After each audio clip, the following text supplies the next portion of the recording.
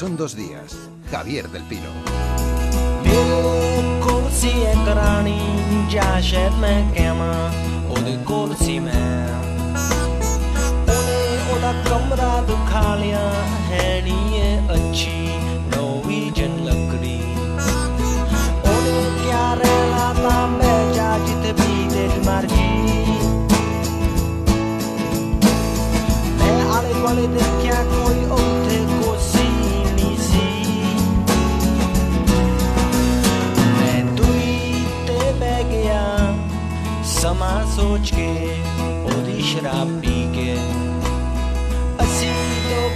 Bueno, Ramón, pues esto pasa mucho en periodismo. Hay veces que entrevistas a gente que te hace pensar ¿qué demonios hago yo aquí? Cuando podía estar haciendo algo mejor, ¿no? Sí, le hemos hecho una oferta a Alejandro que ha rechazado, sí. Que si quería ser cardenal de Madrid, porque la verdad este tipo de sacerdotes yo he tenido la suerte de encontrar. Se lo hemos dicho en serio, éramos capaces de promocionar un poco su campaña.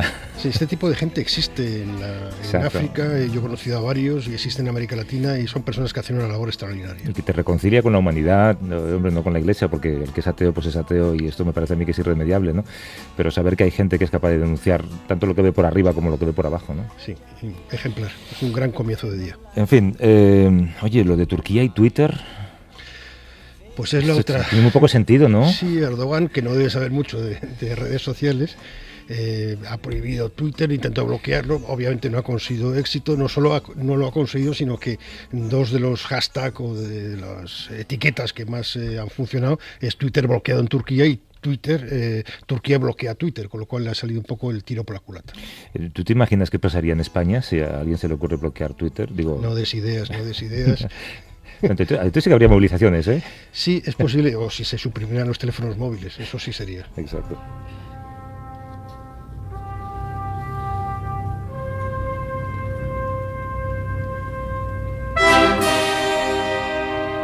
Hoy decías que querías venir dispuesto a aprender, ¿no? Querías hablar de Bíceps 2. Cuando lo dijiste yo pensaba que era tu apodo en el gimnasio. No, al gimnasio yo no voy porque no me admiten en ningún gimnasio porque doy mala imagen. ¿En serio? Sí, por aquí. Está en la lista negra. Sí, la lista negra. Bueno, el Bíceps 2 es un telescopio de microondas instalado en la base antártica Amundsen Scott y probablemente forme parte ya de la historia de la ciencia porque ha captado la huella de la teoría de la inflación cósmica. Esa teoría añade más datos al conocimiento del Big Bang. Lo que Bíceps 2 ha detectado han sido los sutiles temblores del universo un instante después de su nacimiento, y esto cuesta mucho entenderlo, ¿verdad? Sí, a mí también, porque yo era muy malo en física, pero son unas ondas producidas por unas vibraciones cuánticas que se propagan a la velocidad de la luz y demuestran que el universo sufrió un crecimiento acelerado, eso es la inflación, o sea que justo antes del Big Bang se expandió de una forma brutal y luego continuó poco a poco, que es como está ahora. Habrás observado, por cierto, que te he dejado pasar la selección musical. Sí, está bien, sin criticarla, que esta tengo muchas maneras de criticarla, pero en fin, bueno. Estamos ante las claves de la gran explosión que dio lugar a la expansión del universo hace unos 13.800 millones de años. El 17 de marzo, un grupo internacional de científicos anunciaba ese descubrimiento de las ondas gravitacionales. Es impresionante, ¿no?, pensar que han conseguido una huella de algo que ocurrió en el universo en una trillonésima de segundo y que pudo ser 1.000 millones de veces más pequeño que un protón. No que sepamos muy bien cuál es el tamaño de un protón, pero imaginamos que es pequeñísimo. Muy pequeño. La inflación no desplaza el modelo convencional del Big Bang, de lo que entendíamos como el Big Bang, pero sí ayuda a entender las condiciones previas. Bueno, a los oyentes deberíamos preguntarles, ¿están despiertos ya? Sí, bueno, pues ahora se lo vamos a explicar. Exacto, para que no nos explote la cabeza intentando entender esto, ¿no? Hemos invitado a Jaume Garriba, que es catedrático de Física Teórica en la Universidad de Barcelona. Jaume, ¿cómo estás? Muy bien. Buenos días. Este descubrimiento permite comprender mejor, por entendernos, los primeros instantes del universo en el que vivimos, ¿no? Efectivamente, lo han contado ustedes muy bien.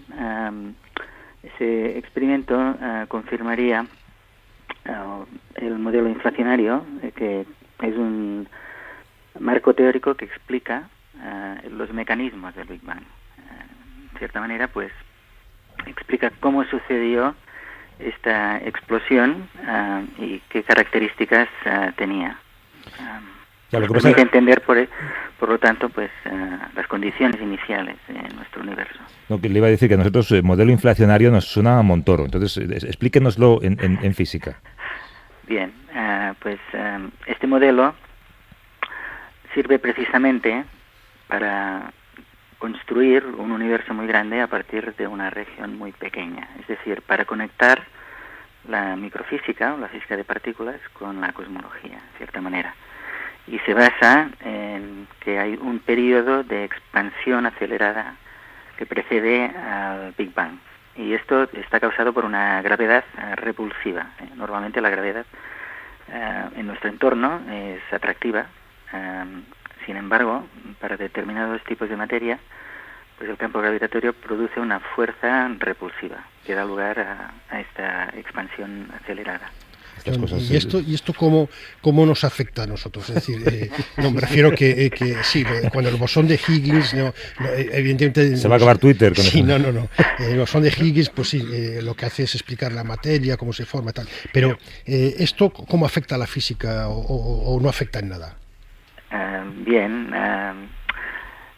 igual que el modelo de Big Bang nos permite entender cuál fue la historia del universo, utilizando las leyes de la física, este modelo inflacionario nos permite entender las condiciones iniciales de esta evolución también utilizando las leyes de la física. Es un peldaño más en nuestra comprensión de este sistema que llamamos el universo y que evidentemente nos afecta. ¿Y esto significaría que podría estar naciendo otro universo ahora mismo? Efectivamente. De hecho, podríamos pensar en la inflación pues como el embrión de nuestro universo, y el Big Bang pues sería ya como el momento de un parto que da lugar a pues este universo caliente en el cual vivimos. Pero este mismo embrión puede dar lugar, de hecho, a más de un bebé. Es posible que nuestra región, lo que nosotros llamamos el universo, no sea, de hecho, el único universo que existe, sino que justo al lado pues tengamos vecinos. Tengamos como vecinos otros universos igualmente grandes como el nuestro. Bueno, pues esto último es lo único que he entendido. Yo creo. Jaume Garriga, catedrático de Física Teórica de la Universidad de Barcelona. Gracias, Jaume. Un abrazo. Gracias. Un abrazo, hasta luego. Papa died smiling. White as the ring of a bell.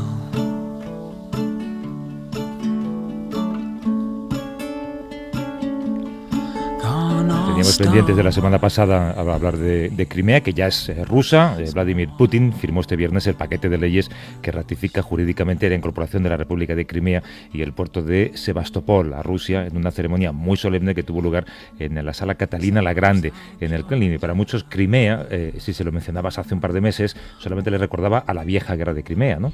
Sí, es que lo que está ocurriendo ahora se repite bastante, por lo menos los actores, quizás menos Turquía, y las razones de esa guerra con la que hubo en el siglo XIX entre 1854 y 1856, en la que también estuvo España, porque tuvimos un grupo de observadores con el general Prim. Con el general Prim, de observadores. Crimea fue la última guerra antigua, la primera guerra moderna. Se usaron nuevas armas mucho más mortíferas, aparecieron por primera vez en el frente enfermeras y también, y esto es interesante para nosotros, es la primera guerra en la que había periodistas y fotógrafos. En aquel conflicto nació el primer corresponsal de guerra, que fue William Howard Russell. Sí, Francia e Inglaterra lo que decidieron era invadir la península de Crimea en septiembre del 54. Unos 56.000 soldados franceses e ingleses desembarcaron ahí en Sebastopol, que es la base ahora donde están los rusos, con la intención de frenar el poderío naval. Lo que querían era bloquear la salida al mar de Rusia, de la Rusia a los Dares. De hecho, fue una guerra desastrosa, planificada pésimamente, también por la ineficacia de los mandos militares ingleses y franceses. Unos y otros tuvieron miles de bajas en sus filas. Rusia, sin embargo, no supo aprovechar los fallos de los invasores. Además, las malas comunicaciones y las distancias enormes con Moscú hicieron muy difícil que llegaran efectivos militares a la zona. Llegó un momento en el que las defensas de Sebastopol bueno, pues la defensa de esa ciudad fue insostenible, cayó en manos que entonces llamaban aliadas, ¿no? Sí, bueno, y ahora sí volvió a estar en parte de Rusia. En el 54 Khrushchev se lo regaló a los ucranianos cuando eran parte de la Unión Soviética. Claro, se nos olvida en todo esto que Stalin deportó a 200.000 tártaros, que eran los auténticos habitantes de Crimea. Y ahora estamos en una situación, muy parecida a la del siglo XIX, donde al final se hizo un cambalache, como acabará ocurriendo aquí, donde, Rusia perdió Crimea, pero ganó una serie de territorios del Cáucaso con mucho petróleo. No se sabía entonces que había petróleo. Para entender un par de claves de la historia, saludamos a José María Faraldo, que es investigador Ramón y Cajal en la Universidad Complutense de Madrid y especialista en Europa Oriental. Hola, José María, ¿cómo estás? Hola, buenos días. Más de un siglo después, Crimea vuelve a convertirse en el epicentro de tensiones entre Rusia y Occidente, pero no es la primera vez.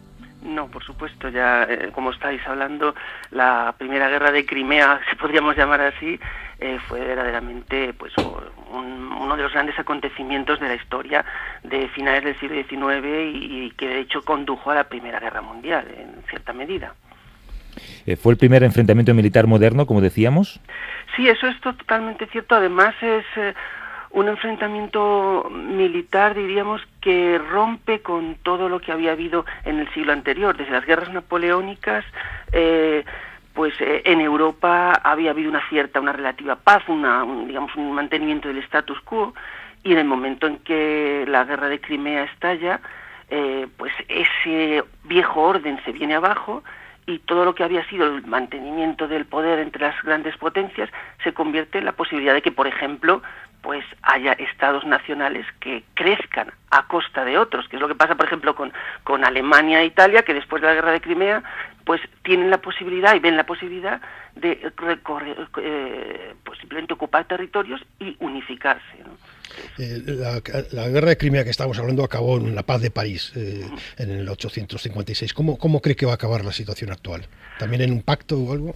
Es muy difícil, porque todo depende. En este momento estamos en una situación en la que todo depende de una sola persona, en realidad, que es Putin.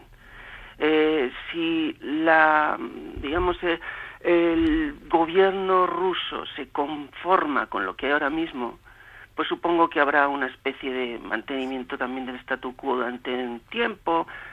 En principio, Ucrania no dirá que no renuncia a Crimea, pero tarde o temprano acabará haciendo. Eso podría pasar.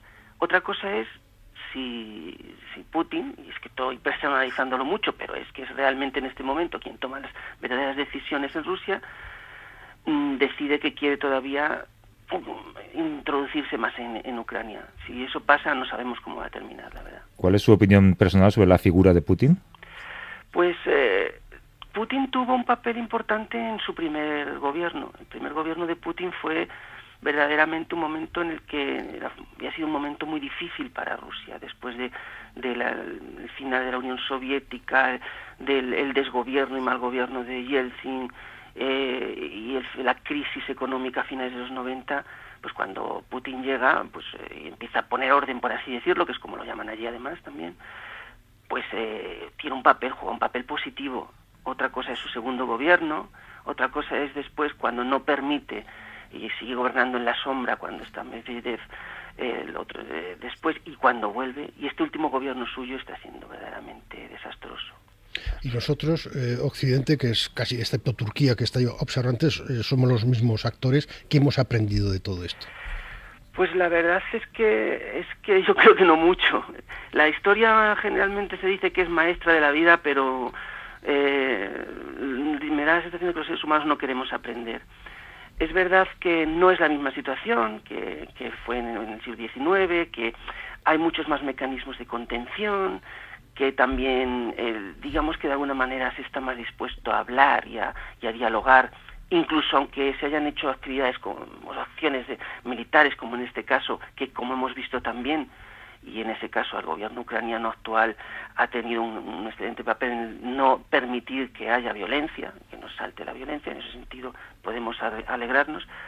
Pero es verdad que también los historiadores muchas veces trabajamos por modas, y ahora mismo la moda, por así decirlo, que tenemos historiadores, es el retorno de la geoestrategia del espacio, el retorno del espacio.